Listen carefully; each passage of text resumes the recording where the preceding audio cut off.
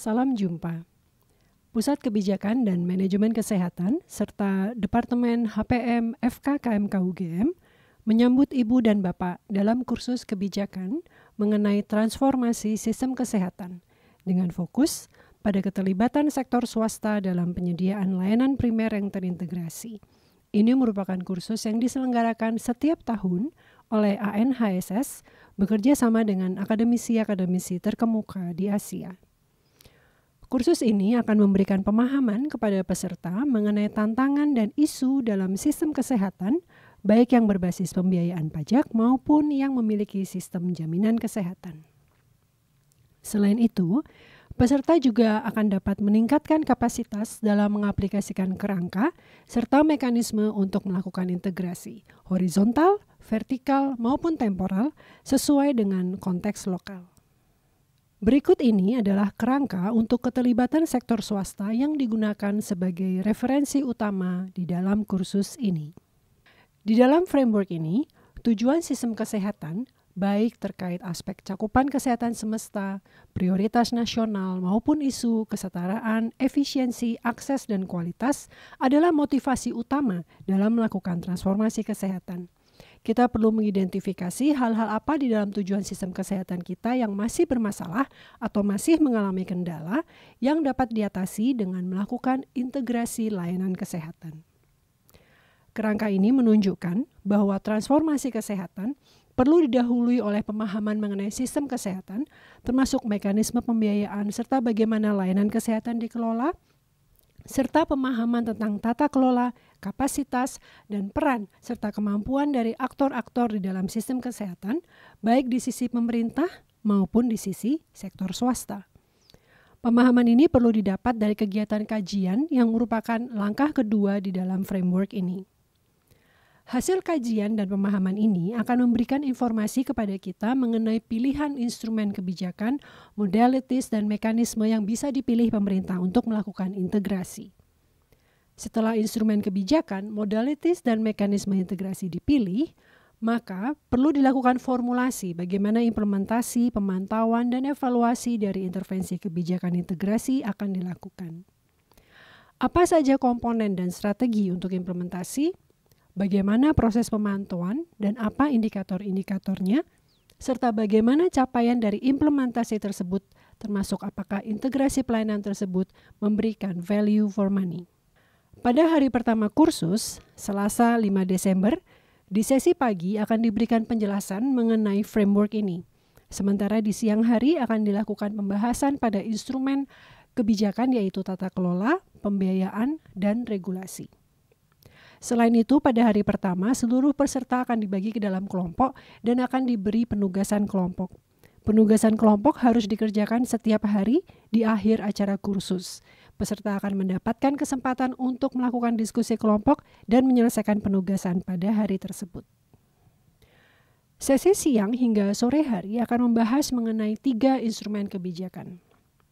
2 instrumen kebijakan yaitu tata kelola dan pembiayaan akan dibahas oleh Profesor Laksono Trisnantoro, sementara instrumen ketiga yaitu regulasi akan dibahas secara mendalam oleh Profesor Adi Utarini. Profesor Laksono akan membahas mengenai prinsip-prinsip tata kelola tentang fungsi dari pemerintah, penyedia layanan, dan juga masyarakat. Akan dibahas pula fungsi-fungsi dalam pembiayaan kesehatan yaitu revenue collection, pooling, dan payment. Pada hari kedua, tanggal 6 Desember, pembahasan akan berlangsung terkait kajian apa yang perlu dilakukan untuk membantu kita memahami sistem kesehatan. Selain itu, juga kita akan mulai diperkenalkan dengan modalities dan mekanisme untuk melakukan integrasi. Di sesi pagi hari, kita akan meninjau apa yang dimaksud dengan Private Health Sector Assessment dan bagaimana hal itu dilakukan. Kemudian di sesi selanjutnya akan dibahas tentang salah satu modalities dan mekanisme, yaitu organisasi, fungsi klinis, dan profesional. Dan ini akan dibahas oleh 2 pembicara, yaitu Profesor Adi Utarini dan Profesor Chi Tim Hong. Sesi ini akan memberikan kita wawasan bagaimana modalities dan mekanisme tersebut digunakan di 2 konteks negara dan sistem kesehatan yang berbeda.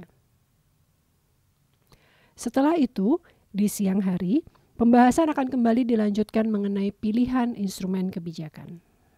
Instrumen kebijakan yang akan dibahas khususnya adalah mengenai instrumen belanja kesehatan untuk layanan yang terintegrasi, yaitu bagaimana belanja kesehatan dilakukan di tingkat primer dan di tingkat rujukan. Sesi selanjutnya akan menunjukkan bagaimana instrumen kebijakan diterapkan dalam modalitas dan mekanisme untuk melakukan integrasi layanan.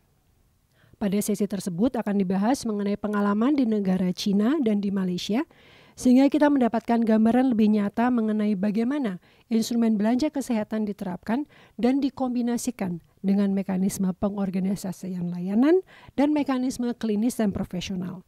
Tentu saja termasuk dengan apa tantangan-tantangan dalam penerapannya.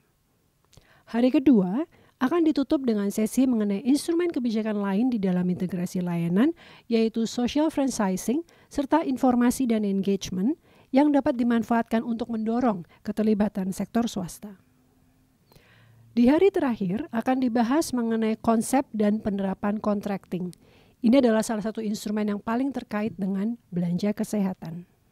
Sesi ini akan merupakan sesi gabungan antara penjelasan mengenai konsep contracting untuk layanan primer yang akan dibawakan oleh Profesor Laksono dan Dr. Mubashir. Penjelasan konsep akan langsung diikuti oleh contoh kasus bagaimana contracting digunakan di Hong Kong untuk layanan primer, dan ini akan disampaikan oleh Dr. Fei Xiaopang.